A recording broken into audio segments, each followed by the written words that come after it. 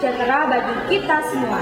Hadirin ujung hadirat, ibu-ibu ujung bapak-bapak, muslimin ujung muslimat, teman-teman dan para juri, jangan lupa kita berterima kasih kepada Tuhan. Alangkah baiknya kita berdoa terlebih dahulu. Berdoa sesuai kepercayaan masing-masing. Mulai. Berdoa selesai. Oh iya teman-teman, nggak enak loh kalau nggak kenal. Maka dari itu kita perkenalan dulu ya. Hai, perkenalkan, namaku Violeta Aurafaza dan rekan di samping saya Desilatul Fitri. kami dari PNR Madya MTSN 3 Kota Surabaya. Apa kabar nih kalian semua? Insya Allah sehat ya. Biar makin semangat, kita berdua punya jargon loh. Kalau kita berdua bilang Acit Raja, jawabnya aku dan kamu berjuang bersama untuk meraih juara. sekali lagi ya. Acit Raja, aku dan kamu berjuang bersama untuk meraih juara.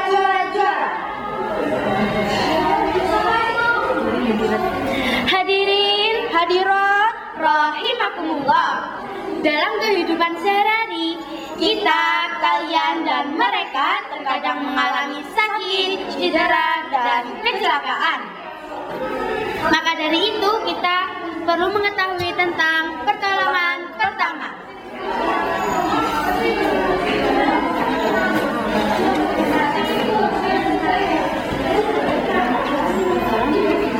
Pasti kalian tahu kan apa itu pertolongan pertama? Pasti tahu kan lah. Oh iya, Vi. Kamu pasti tahu kan apa itu pertolongan pertama? tahu dong Des. Apa sih? Pertolongan pertama adalah perawatan kepada korban yang sedang mengalami kesakitan atau kecelakaan secara tiba-tiba. Desi, Apa? kamu kemarin kan habis belajar tentang tujuan pertolongan pertama. Iya, emang kenapa? Ada berapa sih Desi tujuan pertolongan pertama itu? Ada 3 loh. Sebutin dong. Yang pertama, menyelamatkan jiwa korban. Yang kedua, menjaga cacat. Dan yang ketiga, memberi rasa aman dan membantu penyembuhan korban. Kewajiban pelaku PP adalah untuk menjaga diri sendiri dan orang lain, meminta bantuan kepada yang lebih ahli, mempercepat pertolongan pertama, dan membantu pelaku PP lainnya.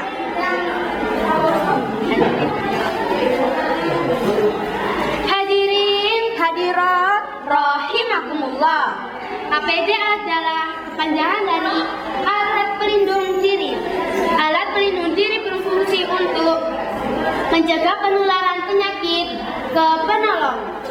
Macam-macam APD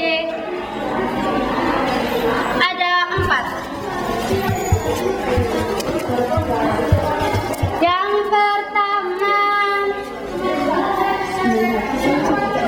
sarung tangan latex. Yang kedua, ada kacamata pelindung.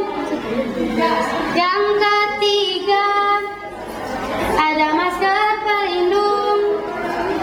Yang keempat, ada sepatu pelindung.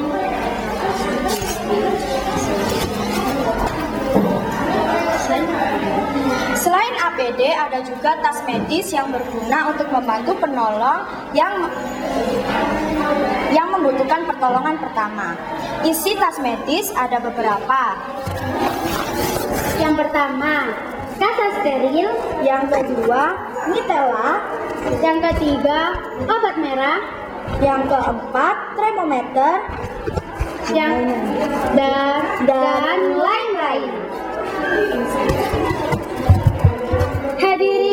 Hadirat, Rahimakumullah.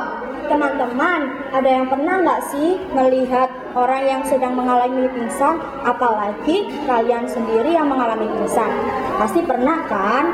Yuk kita simak apa itu pingsan.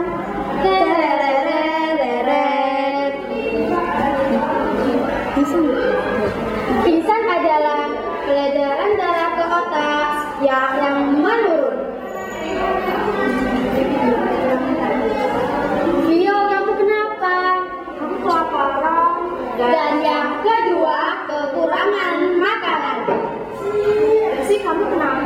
aku kelelahan. Dan yang ketiga, kelelahan.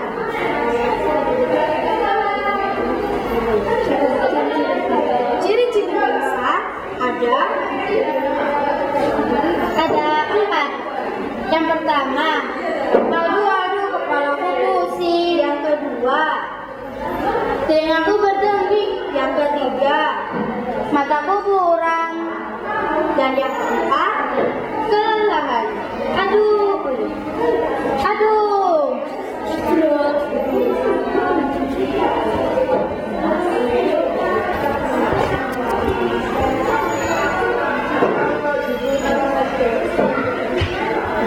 Posisikan area sekitar korban aman atau tidak ada benda tajam. Awas, posisi. Wah, ada benda tajam.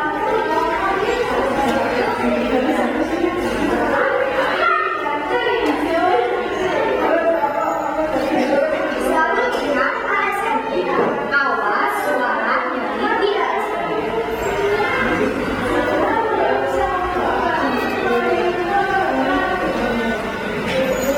Bapak bisa mendengar suara saya?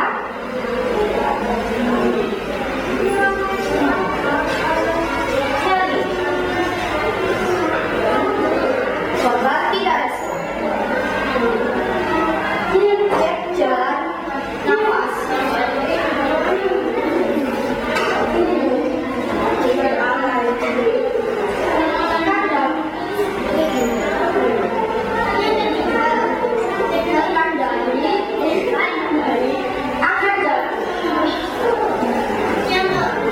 Tidak ada sumbatan di area pernafasan.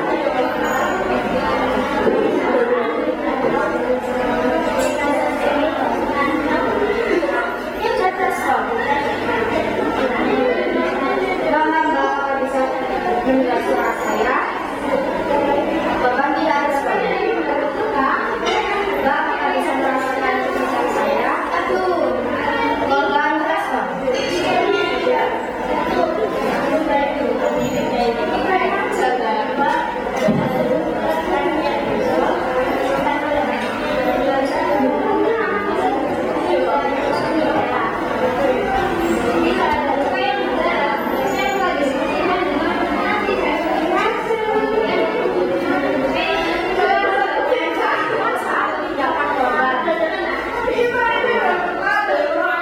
Angkat korban secara perlahan.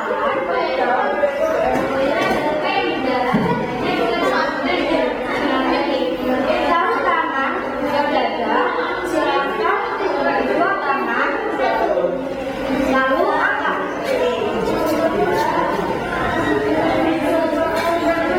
Lalu jalan.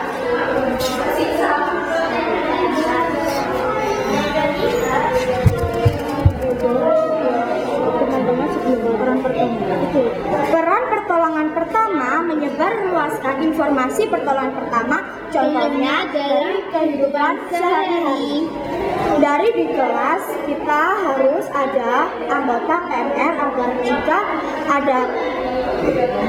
ada korban yang membutuhkan pertolongan pertama, kita segera menindaklanjuti. Teman-teman, sebelumnya ada yang mau ditanyakan mengenai presentasi dari kita ini? Jika tidak ada, kita mau bertanya ya. Yang bisa menjawab dapat souvenir loh di akhir presentasi ya. Jadi, kesimpulan dari kami, pentingnya pertolongan pertama dalam kehidupan kita. Setiap individu dari kita semua adalah makhluk sosial. Mau berbagi dan menolong adalah cara kita untuk menunjukkan bahwa kita peduli. Sebelum kita pamit, ada yel-yel pendek nih. Ada yang mau dengerin nggak ya? Para juri yang kuhargai, para saingan yang kusayangi, di jalan muslim diajari, wajib jujur dan harus sportif.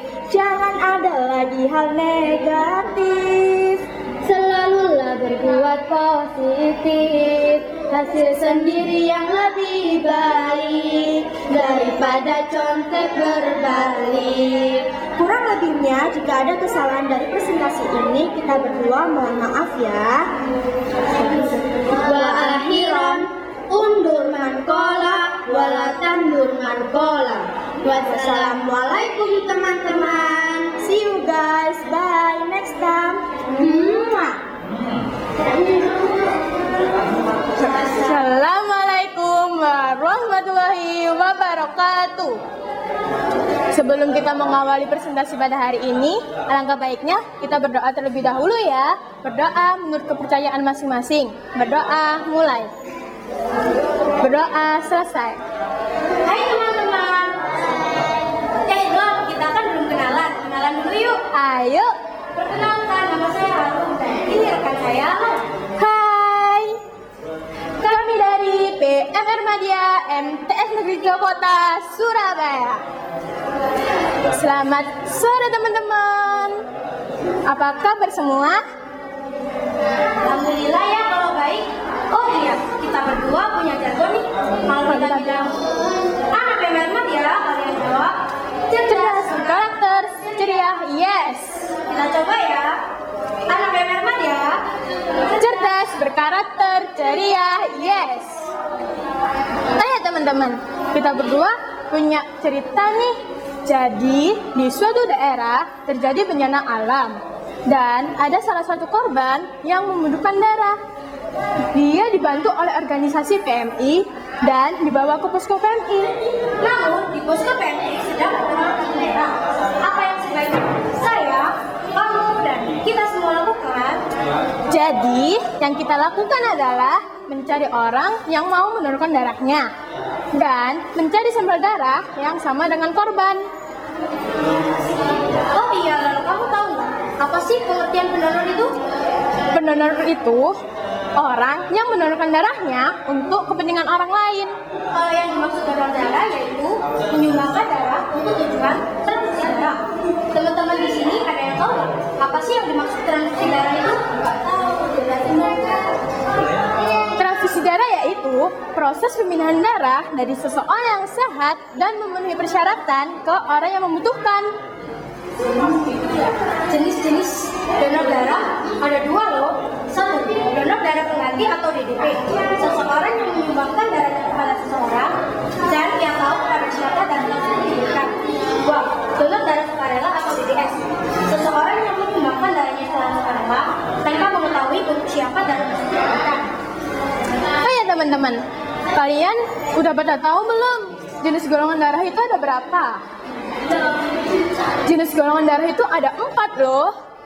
A, B, AB, O. jenis golongan darah A bisa ditransfusikan dengan jenis golongan A sendiri dengan AB. Jenis golongan darah B bisa ditransfusikan dengan jenis golongan B sendiri dan AB. Golongan darah AB bisa ditransfusikan ke golongan darah A, B, AB sendiri dan O. Jenis golongan darah O bisa ditransfusikan ke golongan darah A, B.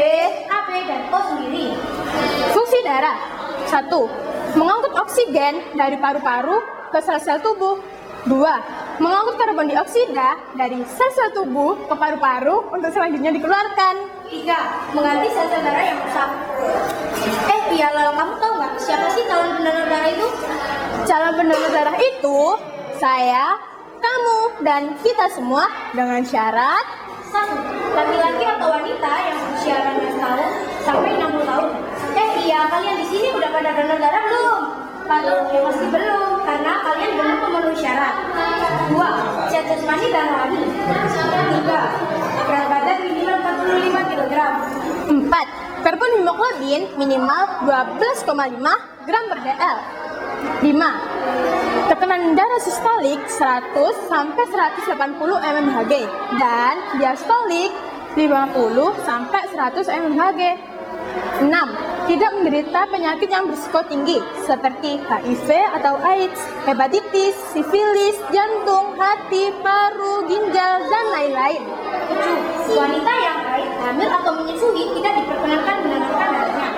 Oh iya teman-teman, manfaat menjadi pendonor darah itu banyak loh. Apa saja? 1. Mendapat kepuasan batin karena dapat menyelamatkan jiwa seseorang yang membutuhkan. 2. Kesehatan kita menjadi terpantau karena kesehatan kita akan diperiksa secara teratur.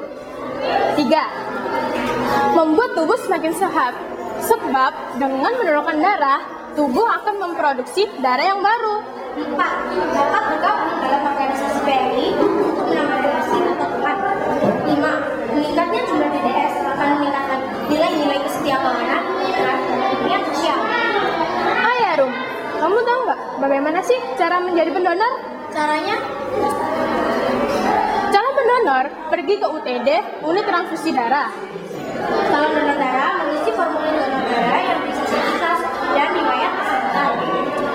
Petugas kesehatan akan memeriksa calon pendonor dengan syarat yang telah ditentukan. Asisten transfusi darah atau ATD yang terampil dan berpengalaman akan mengambil darah dengan cepat kurang lebih 10 menit dan juga aman loh. Calon pendonor akan mendapatkan kartu tanda anggota donor darah. Kartu ini sebagai tanda bukti bahwa pemilik telah mendonorkan darahnya.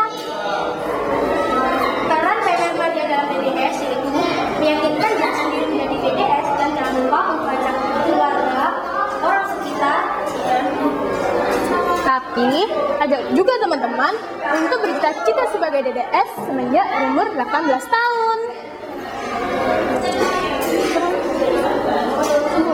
Terus kan? Iya. Ayo teman-teman, kita berdua punya yel-yel nih. Dengerin ya. Kawan-kawan, ayo donor darah. Di PMI juga di sekolah. Sakit dikit enggak apa-apa, lemes dikit enggak apa-apa. Sehatlah kita, selamatkan nyawa. Jadi, kesimpulan dari kami, yuk donor darah. Karena donor darah itu sehat, dan sehat itu dimulai dari saya, kamu, dan kita semua. untuk mengakhiri presentasi hari ini, alangkah baiknya kita tutup dengan doa. Doa mulai. Doa selesai. Sekian dari kami. Apabila ada salah kata, mohon dimaafkan. Kalau nggak dimaafkan, nggak apa-apa. Tapi yang lebih baik dimaafin ya. Assalamualaikum warahmatullahi wabarakatuh. Sebelum kita memulai presentasi kali ini, alangkah baiknya kita berdoa terlebih dahulu ya teman-teman. Berdoa menurut kepercayaan dan keyakinan masing-masing. Berdoa mulai. Berdoa selesai. Hai teman-teman. Kenalkan, nama saya Putri dan rekan sebelah saya Apriliani, kami dari PMR Media MTS Negeri Yogyakarta, Surabaya. halo teman-teman, apa kabar kalian semua? Oh iya, supaya pelaksanaan lebih semangat, kita mengajarkan nih. Kalau kita bilang semangat pagi, kalian jawabnya sehat, semangat, luar biasa, hore. Kita ulangi sekali lagi ya teman-teman, jangan lupa gerakannya. Semangat pagi, Sehat, semangat, luar biasa, hore. alasan kami memilih materi sanitasi kesehatan adalah Kita tidak mengambil jauh-jauh kok teman-teman dari lingkungan sekolah kita. yang pertama, masih banyak siswa yang membuang sampah sembarangan. 2. Masih banyak siswa yang tidak mencuci tangan sebelum dan sesudah makan atau beraktivitas. Kebersihan pangkal kesehatan. Kata-kata ini sudah tidak asing lagi bagi kita di lingkungan sekolah. Seringkali sebuah sekolah mengalami permasalahan hal ini disebabkan siswa-siswinya yang membuang sampah sembarangan. Siswa masih membuang sampah sembarangan. Selain ini, siswa juga merobek kertas dalam kelas. Misalnya, ada anak yang memakan jajan di tempat A. Bungkus atau plastiknya juga dibuang di tempat A. Padahal di tempat tersebut sudah disediakan tempat sampah. Sebentar ya teman-teman. Apa sih yang namanya kebersihan dan kesehatan itu? Ada yang bisa jawab nggak sih? Kalau ada yang bisa jawab, acungkan tangan lalu jawab ya teman-teman. Iya, benar sekali. Jadi, yang dimaksud dengan kebersihan adalah keadaan bebas dari kotoran, baik sampah, debu, maupun laut. Sedangkan kesehatan adalah keadaan jasmani, mental, dan sosial. Kalian tahu nggak sih apa aja yang diperhatikan dalam menjaga kebersihan dan kesehatan di sekolah? Jadi, yang harus kita perhatikan dalam menjaga kebersihan dan kesehatan di sekolah adalah 1. Kondisi atap dan kolam. Kondisi atap dan kolam di rumah kesehatan dapat menjadi tempat terjadinya nyamuk dan tikus. 2. Kondisi dinding. Dindingnya tidak rata atau atau tidak bersih. Selain mengalami estetika juga dapat menyebabkan timbulnya gangguan pernafasan loh. 3. Kondisi lantai. Ini yang kita tata, licin, dapat menyebabkan terjadinya kecelakaan. 4. Kunci tangga. Tangga yang tidak bersih kesehatan seperti kemiringan, lebar tangga, pegangan tangga juga dapat menyebabkan kecelakaan bagi peserta didik seperti kalian loh. Serem juga ya teman-teman. Makanya hati-hati kalau naik dan turun tangga ya teman-teman. 5. Penjayaan. Penjayaan alami yang tidak merusak kesehatan juga mendukung berkembang biaknya organisme seperti bakteri dan jamur. 6. Ventilasi. Ventilasi di ruangan yang tidak merusak kesehatan selain mempengaruhi proses udara tidak lancar sehingga menjadi pengap dan lembab. Bentar deh. Itu tadi kebersihan apa kesehatan sih? Kebersihan dong. Kesehatannya mana? Jelasin dong, Kak. Oh iya, lupa. Dengarkan baik-baik ya teman-teman. Jadi yang harus kita perhatikan dalam menjaga kesehatan lingkungan kita adalah 1. Kondisi air bersih. Kondisi air bersih baik secara kualitas maupun kuantitas mutlak diperlukan untuk menjaga hygiene dan sanitasi perorangan maupun lingkungan ya. 2. Toilet dan kamar mandi. Toilet dan kamar mandi adalah tempat khusus yang diberikan sekolah untuk para siswa. Penampungan air di kamar mandi juga dapat memicu berkembangnya serta penyakit. Penampungan air di toilet begitu juga toilet kurang. 3. Penanganan sampah. Penanganan sampah yang berusaha kesehatan juga mendukung berkembangnya sektor penyakit seperti lalat, nyamuk, dan kecoa. 4. Pembuangan air limbah. Pembuangan air limbah yang tidak berkesehatan atau tidak dipelihara juga dapat menyebabkan bau dan menjadi sarang penyakit. 5. Kantin atau warung sekolah. Kantin atau warung sekolah adalah tempat yang paling disukai para siswa. Bener enggak? Kantin atau warung sekolah juga diperlukan untuk memenuhi kebutuhan makanan siswa. Apakah kalian tahu ketersediaan tempat cuci tangan juga dapat menyebabkan berkembang biaknya penyakit?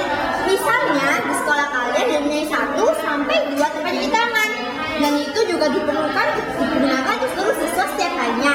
Bayangkan berapa banyak penyakit yang menempel di tempat cuci tangan tersebut.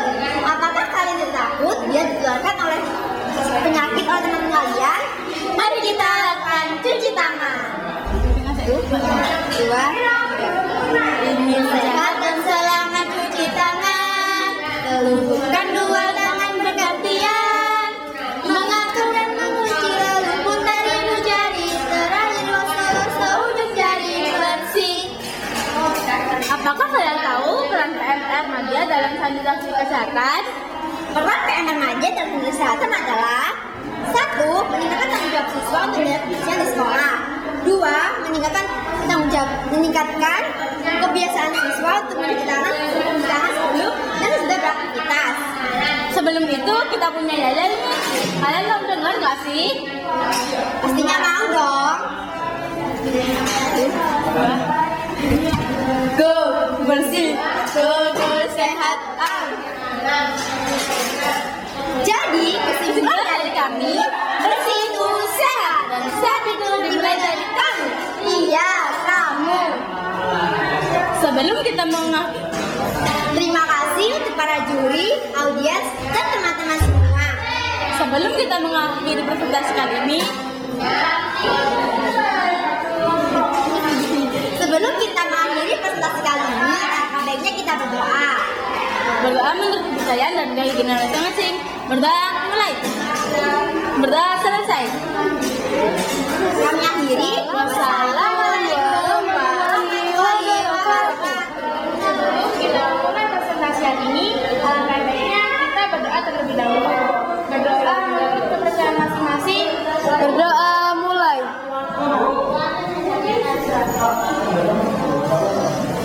Berdoa selesai. Hai kawan-kawan, di sini kan kita belum pada kenal nih. Biar tambah akrab, kita kenalan dulu yuk. Perkenalkan, saya Regita dan rekan saya kami dari PMR Media Masanegaya, Madrasah Negeri 3 Surabaya. Selamat siang teman-teman. Gimana kabarnya hari ini? Alhamdulillah. Semoga kita selalu diberikan kesehatan oleh Yang Maha Kuasa. Oh iya, di sini ngomong-ngomong masih pada semangat nggak? Semangat dong. Biar tambah semangat, kita punya jargonnya loh. Kalau kita bilang ayo siaga, jika siap kalian jawab kita selamat. Diulang yang kompak ya. Ayo siaga, kita selamat. Bencana sebagai ciri khas yang dimiliki sebagian besar wilayah Indonesia. Indonesia memiliki cincin api atau ring of fire loh, daerah yang sering mengalami gempa bumi dan letusan gunung api yang mengelilingi cekungan samudra Pasifik. Oh iya teman-teman, di sini udah pada tahu belum apa itu bencana? Kalau boleh tahu, apa sih bencana itu, Rek? Bencana itu kejadian luar biasa yang disebabkan oleh faktor alam dan ulah manusia yang menimbulkan korban jiwa, kerugian material, dan kerusakan lingkungan. Oh iya, ada beberapa macam bencana loh, apa saja ya? Macam-macam bencana dibagi menjadi dua, berdasarkan artinya dan berdasarkan penyebabnya. Bencana yang berdasarkan maksudnya dikelompokkan menjadi dua juga loh, kawan. Bencana yang terjadi secara tiba-tiba, misalnya angin topan, letusan gunung api, gempa bumi, dan sebagainya. Ada juga perlahan, misalnya banjir dan kekeringan. Yang sedangkan berdasarkan penyebabnya dikelompokkan menjadi tiga, yaitu yang disebabkan oleh faktor alam, misalnya pergeseran lapisan bumi yang menimbulkan gempa bumi dan tsunami.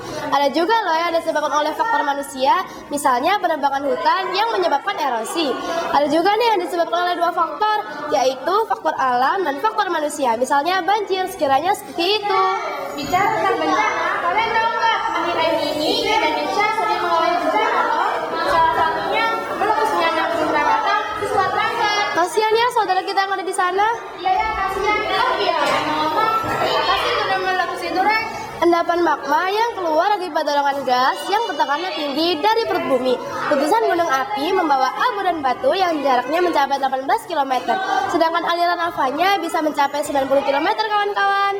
Letusan gunung api tersebut menimbulkan beberapa bahaya loh. Salah satunya lava. Di samping itu juga menimbulkan awan panas, aliran lumpur, hujan abu, kebakaran hutan, gas beracun, gempa bumi, dan gelombang tsunami. Banyak juga ya bahayanya. Iya ya, banyak. Tapi di sisi lain, bahaya gunung api dibagi menjadi dua, yaitu bahaya primer dan bahaya sekunder. Gunung meletus menunjukkan beberapa bahaya yang tidak sedikit, maka kita harus melakukan kesiapsiagaan bencana. Bagaimana caranya? Yuk kita kupas lebih dalam. Kegiatan-kegiatan penanganan bencana dilakukan sepanjang siklus bencana, yaitu sebelum terjadinya bencana atau pra-bencana dan sesudah terjadinya bencana atau pasca bencana. Pertama-tama yang harus dilakukan adalah kesiapsiagaan. Pasti tidak asing kan di tinggal kalian kata-kata kesiapsiagaan atau upaya-upaya penggunaan kemampuan secara tepat dan cepat. Begitu juga dengan kesiapsiagaan bencana. Begitu juga dengan kesiapsiagaan gunung api. Dengan demikian, pemerintah dapat melakukan peringatan melalui tingkat isyarat gunung api, yaitu tingkat awas, tingkat waspada, tingkat siaga, dan tingkat normal. Cuma itu aja kesiapsiagaannya. Enggak dong, ada lagi. Misalnya kita menyiapkan tas siaga bencana yang berisi obat-obatan, peralatan pertolongan pertama, makanan ringan, air mineral, selimut, pakaian ganti, senter, dan lain-lain. Saat terjadi bencana, ada beberapa langkah yang harus dilakukan oleh antara lain pencarian dan penyelamatan. Tindakan-tindakan tersebut dilakukan untuk menyelamatkan kelangsungan hidup manusia, mengurangi terjadinya korban bencana, dan mengurangi kerugian fisik dan mental. Jika kalian tinggal di daerah rawan letusan gunung api dan gunung api dinyatakan meletus, ada beberapa langkah-langkah yang dapat dilakukan. Ikuti jika ada yang buan mengungsi. Sebelum mengungsi, tutuplah pintu, jendela, matikan alat-alat listrik, dan bawalah perbekalan makanan yang ada di rumah. Jika kalian berjebak di luar, lindungi dirimu dari benda-benda yang disebutkan oleh letusan gunung api. Lindungi juga dirimu dari kamu. Pakailah baju yang panjang, celana yang panjang, dan kacamata. Jika tidak ada masker, pakailah sarung tangan yang dibasahi untuk menutup hidung. Setelah terjadi bencana, biasanya kita, kamu, dan kalian semua akan mengalami yang namanya kehilangan dan kerugian. Tapi, kita semua jangan terlalu dalam kesedihan itu kan kawan. Kita sebagai bangsa Indonesia harus tetap semangat, optimis, dan ceria. Bangun hidup yang lebih baru. Apa-apa? Tuhan itu sangat adil. Ketika Tuhan menciptakan bencana, pasti ada sisi positif dan negatifnya. Sisi negatif dari gunung meletus yaitu pekerjaan menjadi terhenti karena terdapat abu vulkanik yang mengganggu pernafasan. Walaupun banyak sisi negatifnya, gunung api mempunyai sisi positif loh, yaitu tanah di sekitar akan menjadi subur dan energi panas buminya bisa dimanfaatkan sebagai pembangkit listrik tenaga. Kami sebagai PMR Media tentu saja memiliki peran saat terjadi bencana, yaitu bisa menggali lebih lanjut langkah-langkah siaga bencana dan membantu mengumpulkan donasi. Oh iya, kita udah belajar loh, kalian dengerin ya. Di sini kita selalu belajar bersama-sama jadi PMR berwatak berani berkarakter, anaknya cakep dan juga pinter. Ayo siap siaga bencana.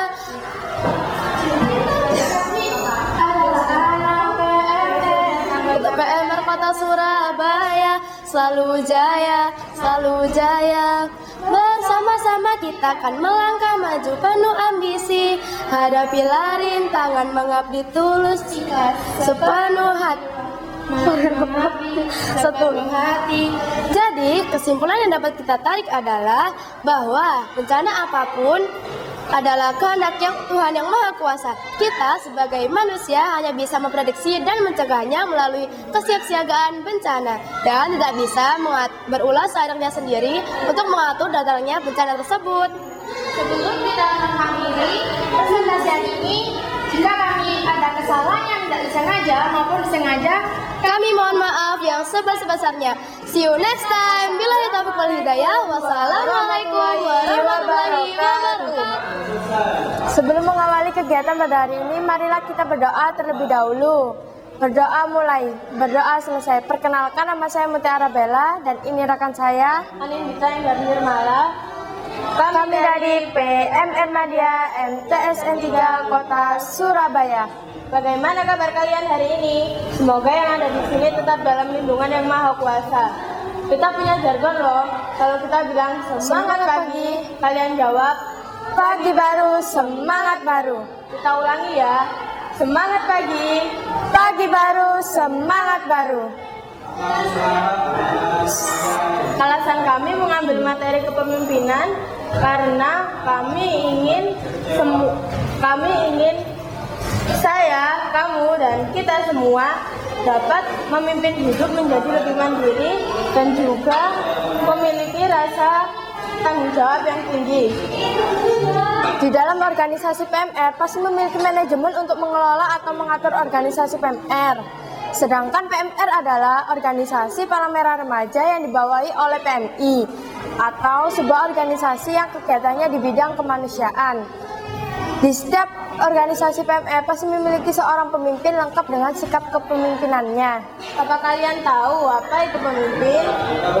Ya benar, akan saya tambahkan. Pemimpin ialah seseorang yang dapat memberi pengaruh dan juga motivasi kepada diri sendiri maupun orang lain.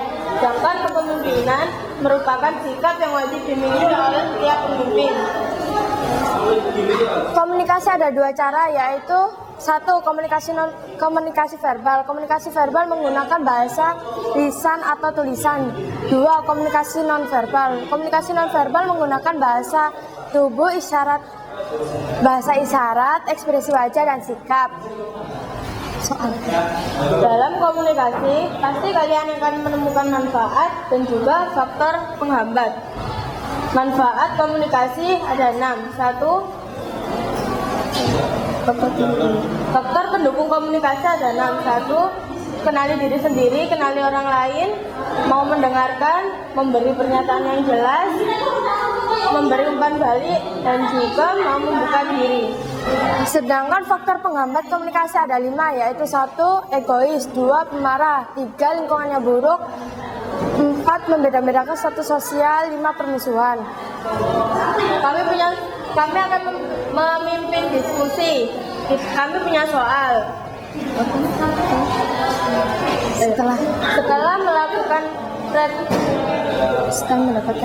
Setelah mendapatkan hasil rekrutmen PMR yang tidak sedikit atau bahkan ratusan anak, namun setelah orientasi banyak penugasan yang dilupakan, seperti jaga UKS, jaga apel, tiket UKS, dan juga sampai tidak aktif dalam latihan PMR.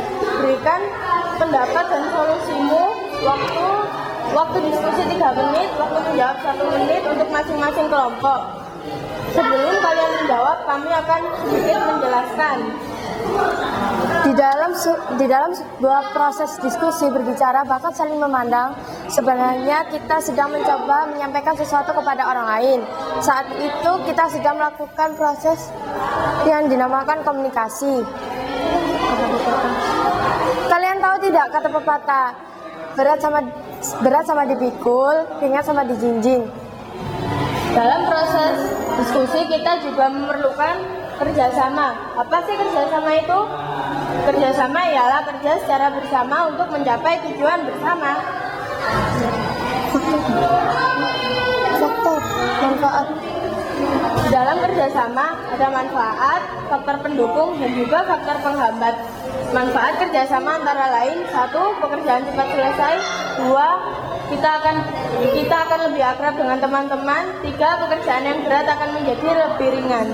Sedangkan faktor pendukung kerjasama ada 4, yaitu 1. Masing-masing menghargai kekurangan dan kelebihan, sama-sama paham tujuan kerjasama, terbuka, ada yang mau jadi koordinator. Sedangkan faktor penghambat ada 4.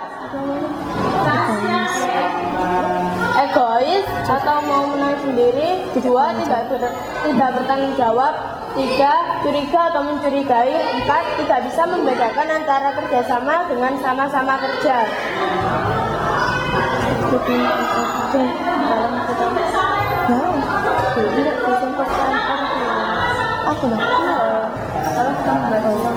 Kalau kita membahas pos kepemimpinan dalam lomba PMR, maka secara tidak langsung kita menjadi relawan masa depan. PMR adalah relawan masa depan untuk memupuk rasa kepedulian kita kepada orang lain. Kita harus belajar menjadi seorang pemimpin agar mampu mengajak teman sebaya untuk mempunyai rasa kepedulian yang sama. Dan yang terakhir, kami ingatkan pada teman-teman, jika di sekolah atau di kelas kalian memiliki susunan 9K atau bahkan sampai 17K, diantaranya kesehatan dan kebersihan, maka mereka wajib diusahakan untuk menjadi anggota PMR. PMR Madya diharapkan mampu mengajak teman sebaya untuk melakukan perubahan yang lebih baik. PMR yang berkarakter terlibat aktif dalam proses pengambilan keputusan dan kepemimpinan PMR. Sekian presentasi dari kami. Sebelum kami akhiri, marilah kita sama-sama berdoa. Berdoa mulai, berdoa selesai. Wassalamualaikum Warahmatullahi wabarakatuh.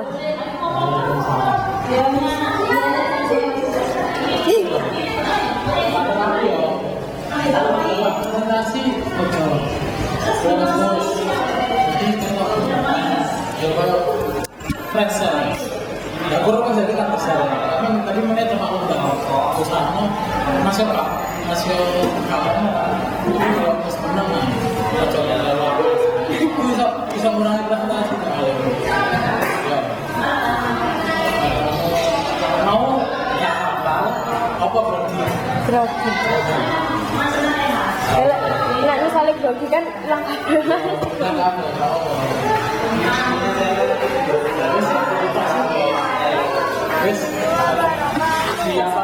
Sebelum memulai presentasi hari ini, alangkah baiknya kita berdoa terlebih dahulu.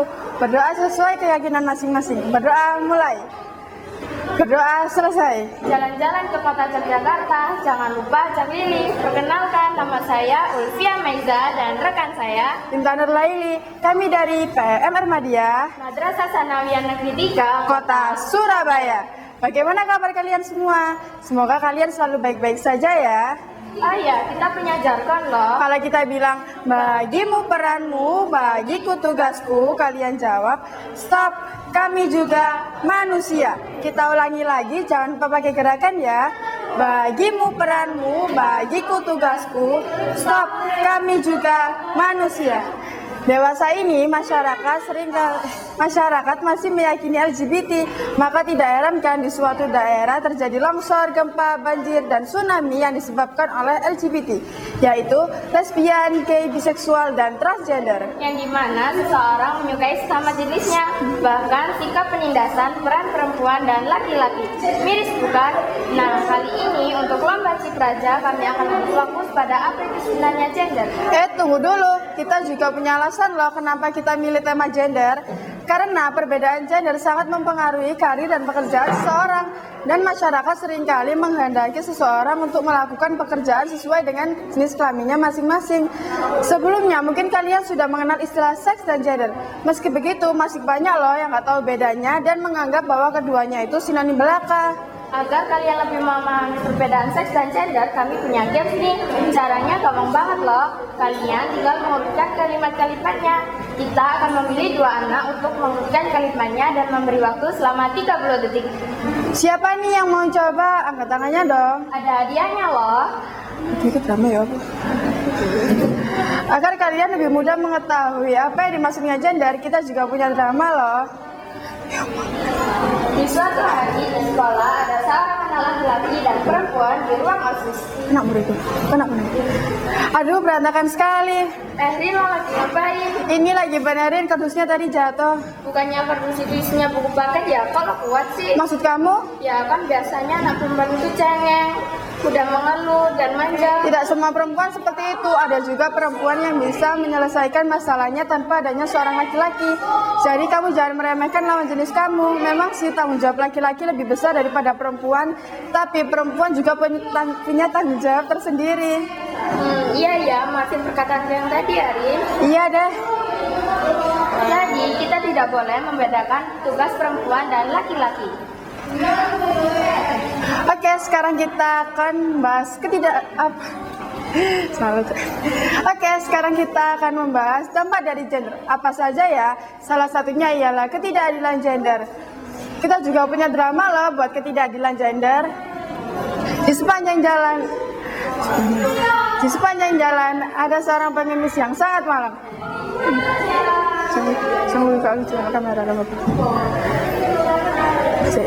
Aduh, panas sekali siang hari ini. Mbak, minta sumbangannya. Kalau Cici agak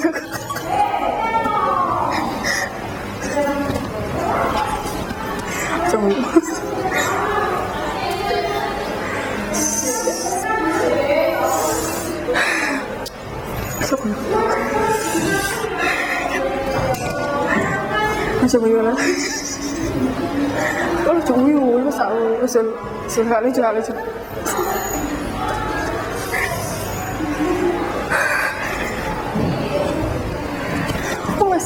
Suara kamu.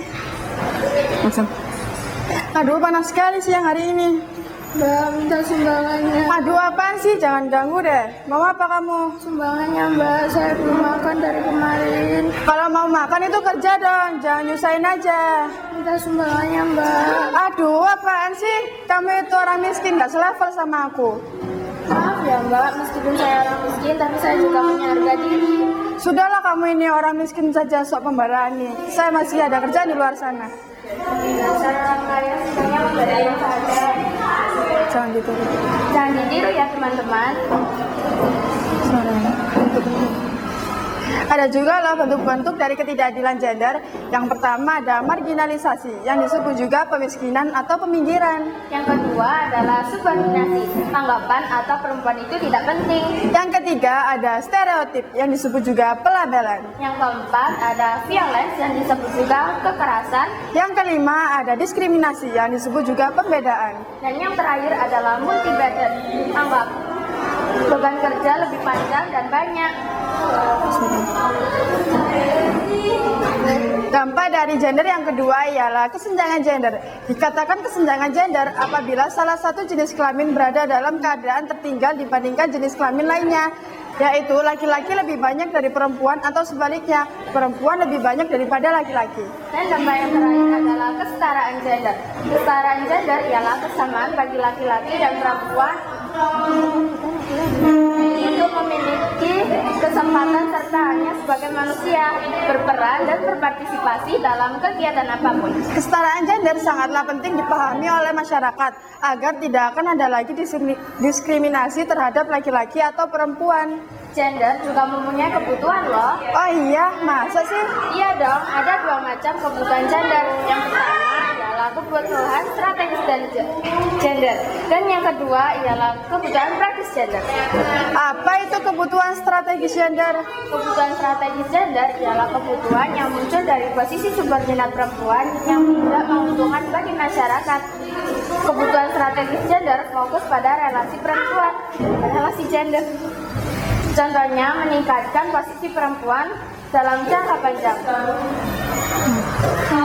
Kamu pasti tahu kan kebutuhan praktis gender itu apa? Iya tahu, kebutuhan praktis gender ialah kebutuhan yang berhubungan untuk memenuhi kebutuhan praktis gender agar seseorang bisa menjalankan fungsi sesuai dengan peran dan tugas gender masing-masing.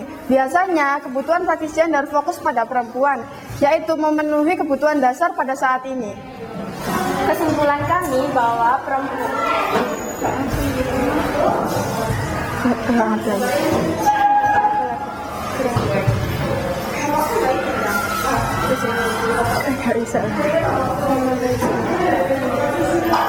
Kak, kesimpulannya gimana, Kak? Assalamualaikum warahmatullahi wabarakatuh. Di sini saya Violeta Aurafaza akan menunjukkan tentang persiapan lomba Polaris di SMA 5. Khusus kali ini saya yang akan menemani kalian. Mari kita lihat yuk. 2, 3, 4, 5. Nafas ada. Cek nadi. 1, 2, 3, 4, 5.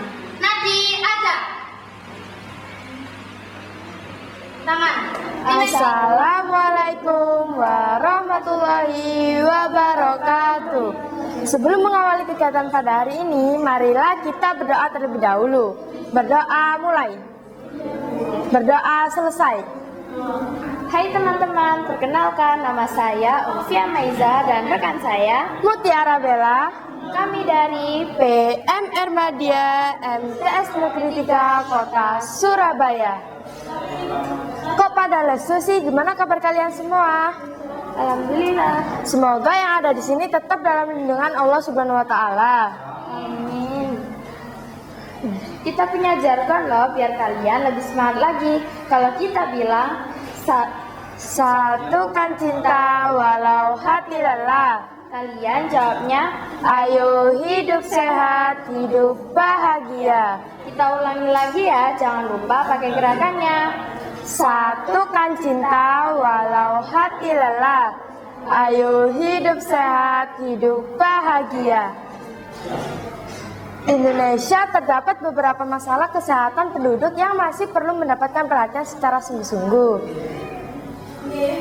Perubahan tersebut ditandai dengan terjadinya berbagai macam transisi kesehatan, terutama perilaku remaja zaman sekarang yang seringkali menyepelekan masalah kesehatan, seperti orang tidak mempunyai aturan, miris bukan?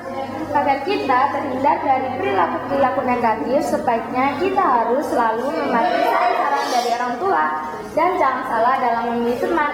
Karena dalam memilih teman saja bisa diajak untuk melakukan hal negatif loh. Contohnya seks bebas yang dapat membuat terserang penyakit hepatitis B. Maka dari itu alasan kita memilih materi masalah kesehatan lainnya ialah supaya saya, kamu, dan kita semua khususnya remaja dapat melindungi diri dari berbagai hal negatif. Karena jika seorang remaja mulai kecanduan dalam hal negatif, keseluruhan cita-cita dan masa depannya bisa hancur loh. Tapi sebelumnya kalian tahu nggak sih apa itu hepatitis B? Hepatitis B ialah sebuah penyakit yang disebabkan oleh sejenis virus yang memiliki karakter hampir mirip dengan HIV penyebab AIDS. Penyakit ini sebagai peradangan hati yang sangat berbahaya dan dapat berkembang menjadi penyakit timbulnya terjadinya kanker hati dan sironis. Kalian tahu tidak apa saja penularan hepatitis B? Penularan hepatitis B sama terjadi dengan penularan HIV, yaitu meliputi sanggama, transfusi darah, Penggunaan alat kedokteran yang kurang bersih dan penggunaan jarum suntik di kalangan masyarakat.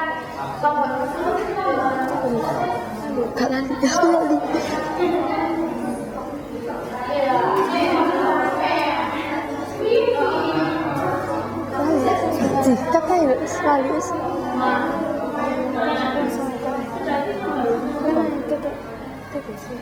Apakah TBC itu? TBC ialah penyakit yang disebabkan oleh bakteri Mycobacterium tuberculosis yang ditularkan lewat dahak yang menyebar ke udara. Penyakit ini sering menghinggapi orang-orang yang berusia sekitar 15 sampai 35 tahun. Dan penyakit ini paling banyak menyerang organ paru-paru. Namun penyakit ini dapat menyerang organ lainnya. TBC menjadi yang penting dalam lingkungan masyarakat karena semua orang mengira TBC mulai hilang dari Indonesia.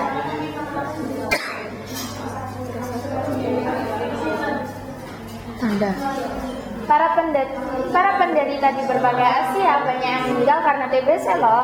Tanda dan gejala TBC yaitu batuk lebih dari 4 minggu, menjadi kurus, kulit pucat, panas ringan di sore hari, dan berkeringat di malam hari,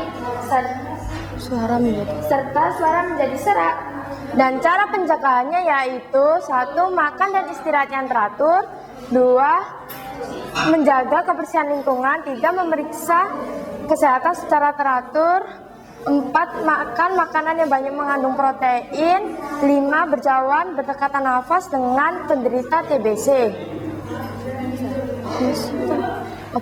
Berbagai obat sudah ditemukan sebagai pembasmi TBC, termasuk INH, streptomycin, ethambutol, PAS, dan rifampicin.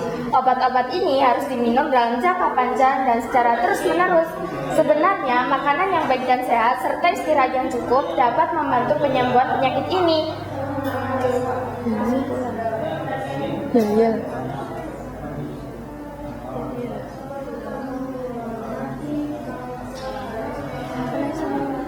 Nah, kita punya yel-yel loh.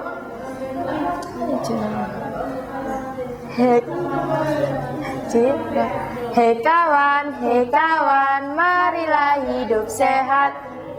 Lebih baik mencegah daripada mengobati. Hei kawan, jagalah kebersihan, menjaga kebersihan tubuh kita.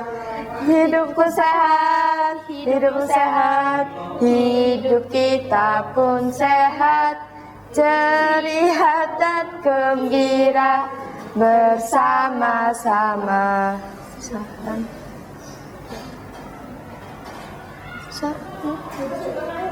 Nah, kesimpulan dari kami adalah kita harus menjaga kebersihan lingkungan dan menjaga kesehatan serta menjauhi hal-hal negatif yang akan membuat kita terserang oleh penyakit. Selesai. Penutupan. Sekian dari kami, jika ada salah kata mohon dimaafkan. Sebelum mengakhiri kegiatan pada hari ini, alangkah baiknya kita berdoa terlebih dahulu. Berdoa mulai. Doa selesai. Assalamualaikum warahmatullahi wabarakatuh. Assalamualaikum warahmatullahi wabarakatuh. Sebelum mengawali presentasi pada hari ini, alangkah baiknya kita berdoa terlebih dahulu. Berdoa mulai. Berdoa selesai. Hai teman-teman. Oh iya Ilki, kita kan belum kenal, biar tambah akrab kita kenalan dulu yuk. Ayo. Perkenalkan, nama saya Arum dan rekan saya Irma. kami dari PM Muhammadiyah Masanegaya Madrasah Negeri 3 Surabaya. Selamat sore teman-teman. Apa kabar? Oh iya, kita berdua punya jargon nih. Kalau kita bilang donor darah, kalian jawab siap selamatkan nyawa. Kita coba ya. Donor darah, siap selamatkan nyawa. Oh iya teman-teman, ada yang mau dapat pahala nggak? Pasti mau dong. Hal kecil sederhana yang bisa kalian lakukan untuk mendapatkan pahala yaitu dengan cara mendonorkan darah. Oh iya teman-teman, kita berdua punya cerita nih. Jadi di suatu daerah terjadi bencana alam dan ada salah satu korban yang membutuhkan darah. Ia dibantu oleh organisasi PMI dan dibawa ke posko PMI. Namun di posko PMI sedang kekurangan kantong darah. Apa yang sebaiknya saya, kamu, dan kita semua lakukan? Jadi yang kita lakukan adalah kita mencari orang yang mau mendonorkan darahnya dan menjadi sampel darah yang sama dengan korban. Oh iya, Ir, kamu tahu nggak apa sih pengertian pendonor itu? Pendonor yaitu orang yang mau mendonorkan darahnya untuk kebutuhan orang lain. Kalau yang dimaksud donor darah yaitu kegiatan menyumbangkan darah untuk tujuan transfusi darah. Oh iya, Ir, kamu tahu nggak apa sih pengertian transfusi darah itu? Transfusi yaitu proses pemindahan darah dari seseorang yang sehat dan memenuhi persyaratan ke orang yang membutuhkan. Oh iya teman-teman, kita berdua punya game loh. Apa sih? Jadi gamenya, kartu yang disebar oleh teman saya, kalian tentukan mana yang mitos dan mana yang fakta.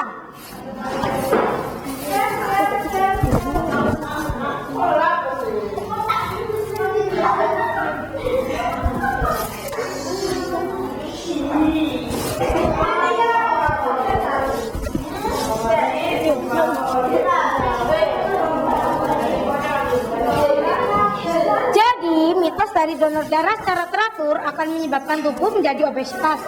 Namun faktanya, donor darah akan menyebabkan tubuh kalian menjadi sehat karena kesehatan kalian terpantau. Nomor 2, mitos tentang donor darah dapat mengurangi zat besi. Namun faktanya tubuh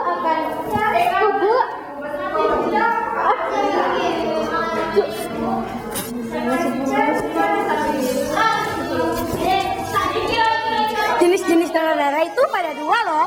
1. Donor darah pengganti atau DDP. Seseorang yang menyumbangkan darahnya kepada seseorang dan dia tahu kepada siapa darah tersebut diberikan. 2. Donor darah sukarela atau DDS. Seseorang yang menyumbangkan darahnya secara sukarela tanpa mengetahui untuk siapa darah tersebut diberikan. Teman-teman tahu nggak berapa macam sih golongan darah itu? Ada tahu? Golongan darah itu ada 4, yakni A, B, AB dan O. golongan darah A bisa ditransfusikan kepada golongan A sendiri dan AB. golongan darah B bisa ditransfusikan kepada golongan B sendiri dan AB. Golongan darah AB bisa ditransfusikan ke golongan darah AB sendiri dan O. Golongan darah O bisa ditransfusikan ke golongan darah AB dan O sendiri. fungsi darah. 1. Mengangkut oksigen dari paru-paru ke sel tubuh. 2. Mengangkut karbon dioksida dari paru-paru ke sel tubuh untuk selanjutnya dikeluarkan. 3. Mengganti sel-sel darah yang rusak. Oh iya, syarat-syarat menjadi pendonor darah itu banyak loh. Kamu tahu nggak? Tahu? Apa aja sih? 1. Laki-laki atau wanita yang berusia 18 sampai 60 tahun. Teman-teman di sini udah pada donor darah belum? Pasti belum dong, karena kalian semua belum memenuhi persyaratan. 2. Usia jasmani dan rohani menurut pemeriksaan dokter. 3. Berat badan minimal 45 kg. 4. Kadar hemoglobin minimal 12,5 gram per dl. 5. Tekanan darah sistolik 100-180 mmHg dan diastolik 50-100 mmHg. 6. Tidak menderita penyakit berisiko tinggi seperti HIV dan AIDS, hepatitis, sifilis, jantung, hati, paru-paru, dan lain-lain. 7. Wanita yang haid, hamil atau menyusui tidak diperkenankan mendonorkan darahnya. Oh iya, manfaat menjadi pendonor darah itu banyak loh. Kamu tahu nggak? Tahu. 1. Mendapat kepuasan batin karena darah yang kita sumbangkan dapat menyelamatkan jiwa seseorang yang membutuhkan. 2. Kesehatan kita menjadi terpantau karena kondisi kesehatan kita selalu diperiksa secara teratur. 3. Membuat tubuh semakin sehat sebab dengan mendonor darah tubuh akan memproduksi darah yang baru. 4. Meningkatnya jumlah DDS akan meningkatkan nilai-nilai kesetiakawanan dan kepedulian sosial. 5. Dapat bergabung dalam organisasi PMI untuk menambah relasi atau teman. Oh iya, Rum. Bagaimana sih menjadi pendonor darah itu? Caranya, Pendonor pendonor datang ke UTD atau unit transfusi darah PMI.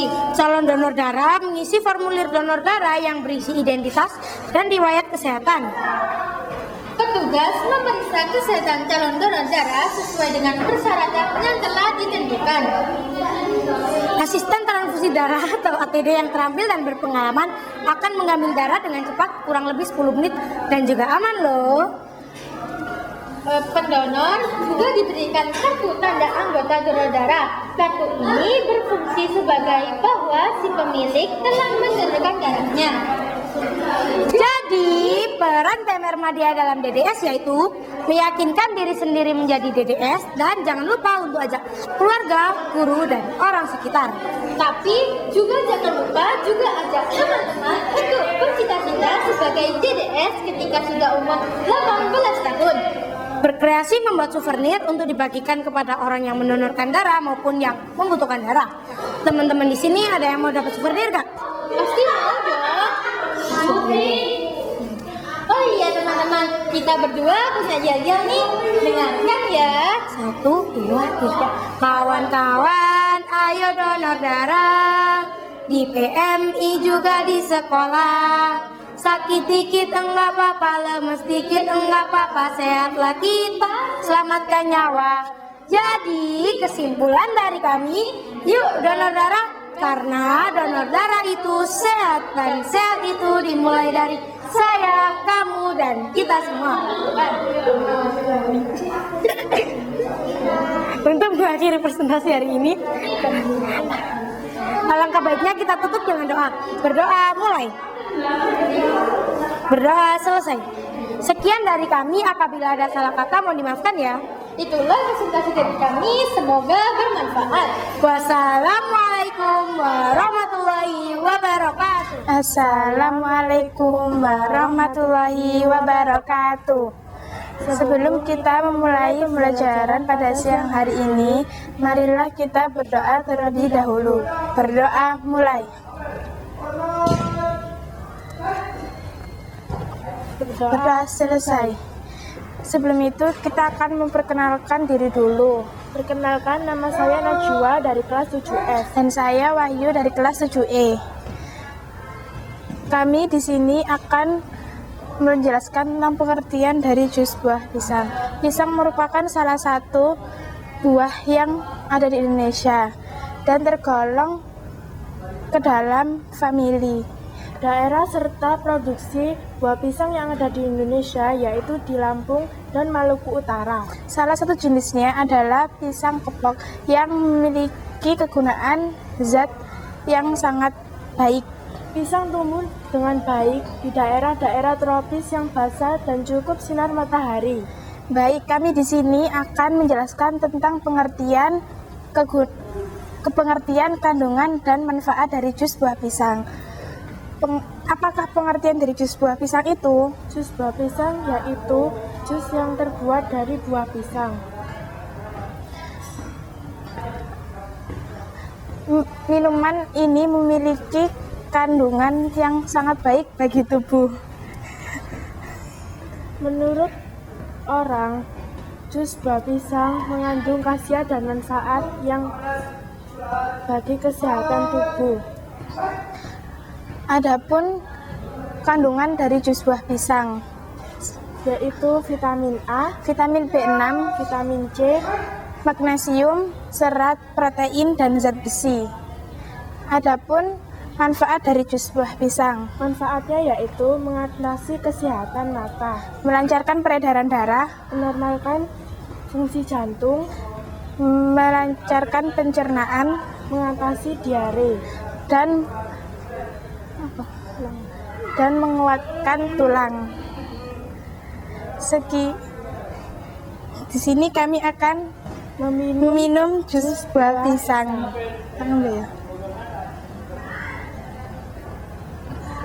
Rasanya itu enak. Sekian dari kami.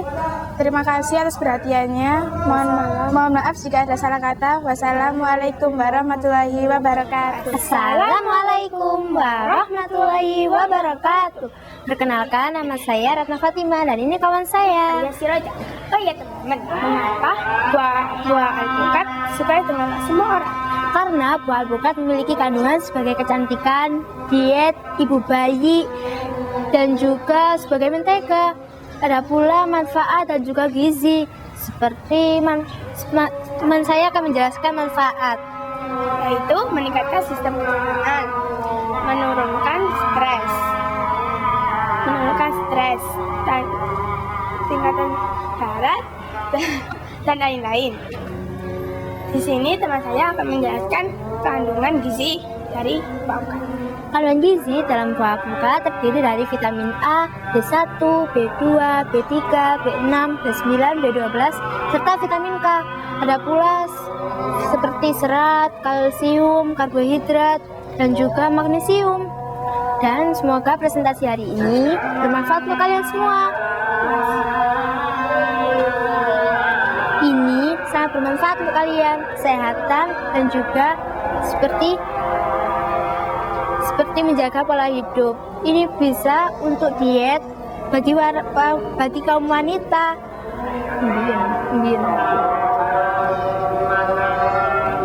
Semoga presentasi hari ini bermanfaat untuk kalian semua. Wassalamualaikum warahmatullahi wabarakatuh. Assalamualaikum warahmatullahi wabarakatuh. Sebelum memulai presentasi pada kali ini, alangkah baiknya kita berdoa terlebih dahulu. Berdoa mulai, berdoa selesai. Halo teman-teman, perkenalkan nama saya Feliza Nur Maulidia dan ini rekan saya Mahendra Fernanda. Oh iya teman-teman, sekarang banyak sekali remaja yang memakai kacamata karena mereka kurang mengonsumsi vitamin B kompleks, vitamin A, vitamin C, serta vitamin E. Oleh karena itu, pada kesempatan kali ini kami akan mempresentasikan tentang manfaat beserta kandungan gizi yang terdapat pada jus buah tomat. Buah tomat dapat kita makan secara langsung atau diolah menjadi hidangan yang bernutrisi tinggi. Salah satunya adalah jus tomat. Senyawa tumbuhan pada jus tomat mengandung berbagai vitamin, mineral, dan senyawa tumbuhan. Senyawa tumbuhan sangat bermanfaat bagi kesehatan. Yang terdapat pada buah tomat adalah seperti nikotin, beta-karoten, naringenin, dan asam klorogenik. Selain memiliki berbagai kandungan gizi, jus tomat juga memiliki berbagai manfaat. Di antaranya menjaga kesehatan mata, menurunkan kadar kolesterol, mencegah kanker, memperlancar sistem pencernaan, menjaga kesehatan jantung, serta menjaga kesehatan kulit.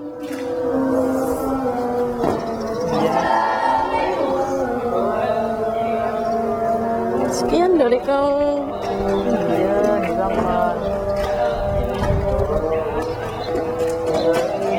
Informasi yang dapat kami presentasikan pada kali ini tentang manfaat beserta kandungan gizi yang terdapat pada jus buah tomat. Sekian dari kami. Apabila ada salah kata, kami mohon maaf. Wassalamualaikum warahmatullahi wabarakatuh. Assalamualaikum warahmatullahi wabarakatuh. Halo teman-teman, perkenalkan nama saya Adinda Rahmadani dan ini rekan saya Nela Artika. Sebelum kita mempresentasikan khasiat jus jambu, alangkah baiknya kita berdoa terlebih dahulu. Berdoa mulai. Berdoa selesai. Oh ya teman-teman, kita punya latar belakang jus jambu loh. Beberapa orang tidak menyukai jus jambu karena banyak bijinya. Orang-orang mengolah jambu biji menjadi jus untuk mempermudah mengkonsumsinya. Apa sih kandungan gizi? Kandungan gizi di jambu adalah selain mengandung vitamin C yang tinggi, Selain mengandung vitamin yang tinggi atau jambu biji memiliki berbagai gizi, vitamin atau nutrisi yang bermanfaat bagi kesehatan manusia. Dan apa sih manfaatnya? Manfaat jambu biji: 1. Mencegah kanker. 2. Meningkatkan imunitas tubuh. 3. Menyehatkan kulit. 4. Menambah jumlah darah. 5. Meningkatkan sistem pencernaan. Dan 6. Mendukung kesehatan mata. Sekian dari kami. Bila ada salah kata, kami maklumi. Wassalamualaikum warahmatullahi wabarakatuh. Assalamualaikum warahmatullahi wabarakatuh. Sebelum kita memulai kegiatan presentasi pada hari ini, alangkah baiknya kita berdoa terlebih dahulu. Berdoa mulai. Berdoa selesai. Di sini kami akan mempresentasikan tentang jus buah tomat. Sebelum itu kita akan memperkenalkan nama kita dulu ya. Perkenalkan, nama saya Nabila Najwa dan ini rekan saya Sisilia namanya Fadela.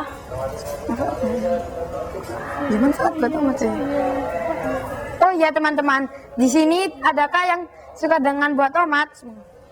Ternyata di sini banyak yang tidak suka dengan buah tomat. Padahal buah tomat banyak manfaatnya loh. Manfaat dari buah tomat adalah kandungan antioksidan, beta-karoten, dan mempunyai vitamin A dan C yang semua itu berperan untuk melawan radikal bebas yang ada dalam tubuh.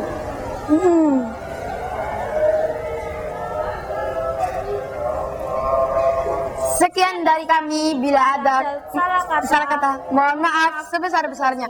Wassalamualaikum warahmatullahi wabarakatuh. Assalamualaikum teman-teman.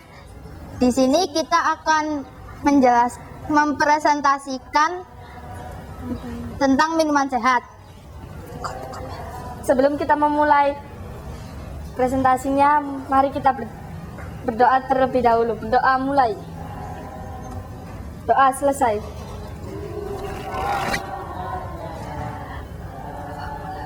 Nah, kali ini sebelum kita mempresentasikan minuman sehat, kita sebaiknya perkenalan dulu ya.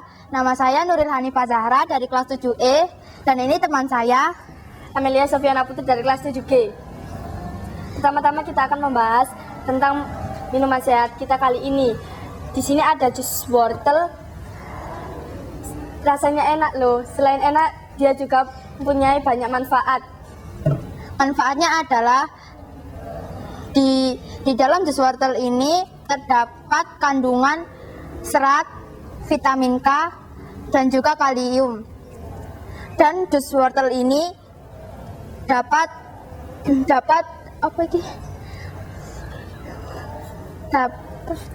menjaga kesehatan mata.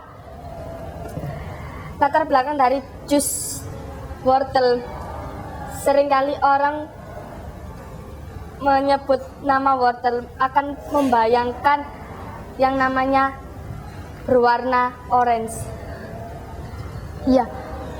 Ya, karena mungkin kan ini identik dengan inisial warna oranye. Nah, tapi selain warna oranye, wortel juga punya banyak warna loh. Ada merah, kuning, maupun ungu. Nah, kan ini ada jus wortel. Kita coba dulu ya.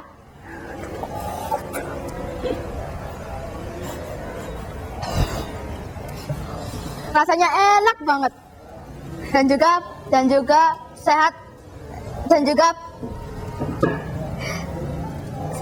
sehat untuk mata kita. Sekian dari kami. Bila ada kata yang kekurang atau lebih, mohon maaf.